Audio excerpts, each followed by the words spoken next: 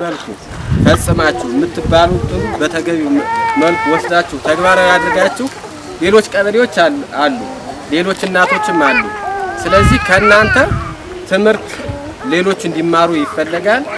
እናንተ የምትተገብሩት እናንተ ሞዴል ስትሆኑ በተገቢው ህፃናትን የናንተን አመጋገብ አሻሽላችሁ የተሻለ ስራ ስትሰሩ ስራችን ወደ ሌሎች እናቶች ወደ ሌሎች ቀበሌዎችም ማስፋት ስለሚፈልግ አደራ የምንላችሁ የምትሰጡትን ያው ለራሳችሁ ቤታችሁ ላይ ወስዳችሁ ልትጠቀሙበት ነው። ዶሮም ወስዳችሁ የዶሮ ቤት እንድትሰሩ ከዚህ በፊት መልእክቱም ተላልፈዋል። እንድታዘጋጁ ተጠይቃችኋል። አዘጋጅታችሁ ይሆናል። መኖም ወስዳችኋል አይደል? የዶሮ መኖ እንግዲህ የአንድ ወር መኖ ነው። እስኪለም ተሰሩ ነው። ስልጠና እየተሰጠ ነው። አንዳንድ ግብአቶች እየተሰራጨላችሁ ነው።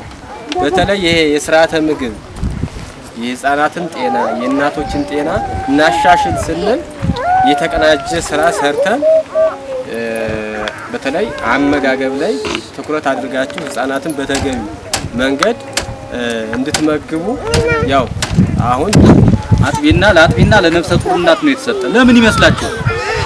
ለምንድን ነው የማያጠቡ ሴቶች የማይሰጣቸው? አጥቅት የማይሰጣቸው ለምን ይመስላችሁ? ለህፃንና ለነፍሰ ጡር ስለሚያስፈልግ ሰው እንፍጠር ካልነ ማለት ነው። ትክክለኛ አመለካከቱ አስተሳሰቡ ትክክለኛውን የሚያስብ ሀገር የሚያስተዳድር ሀገር የሚመራ ሰው እንፍጠር ካልነ ህፃናት ላይ መስራት አለብን።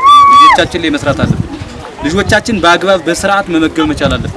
እንቁላል መሸጣውን አያዋጣም ጎበዝ። እንቁላል ከመሸጥ ልጅን መመገብ፣ አትክልት ከመሸጥ ልጅን መመገብ።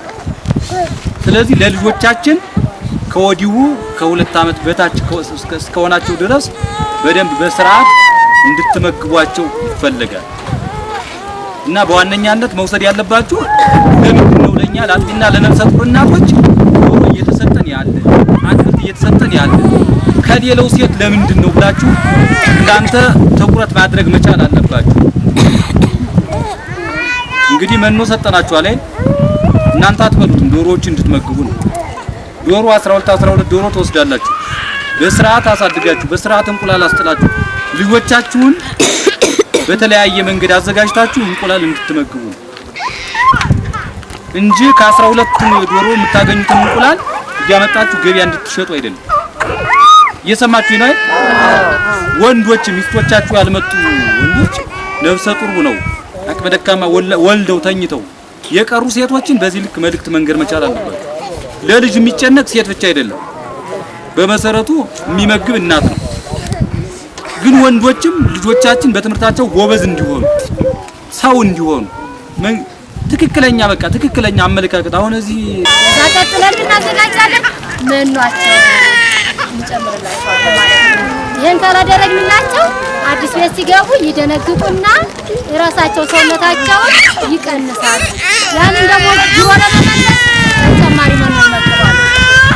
የምትወስዱት መኖ ለእንቁላል ማዘጋጃ ለማዳበር የነበረው ግን ሲሄዱ የቀነሱትን ኢነርጂ ለማስተካከል ይጠቀሙበታል። ስለዚህ የመኖ ፍጆታችን እንዳይወስዱባችሁ እነሱም እንዳይደነግጡ ዘና ብለው እሰይ ከአዲሱ ቤት ገባን ብለው እንዲደሰቱ ምን እናደርጋለን? ዝግጅታችን ያማረ ሆኖ መቀበል መቻል አለብን።